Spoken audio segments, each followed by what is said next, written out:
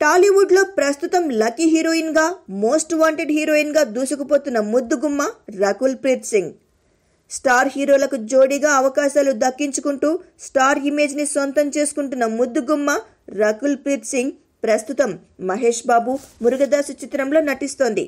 ఈ సినిమాతో పాటు నాగ చైతన్య హీరోగా, సోగ్గాడే చిన్ని నాయన దర్శకుడు కళ్యాణ్ కృష్ణ కాంబోలో తెరకెక్కబోతున్న చిత్రంలో కూడా నటిస్తోంది. మహేష్ బాబు సినిమాలో మామూలుగానే గ్లామర్ పాత్రలో కనిపించే ఈ అమ్మడు నాగ చైతన్య చిత్రంలో మాత్రం పూర్తి విభిన్నంగా కనిపించబోతోందట.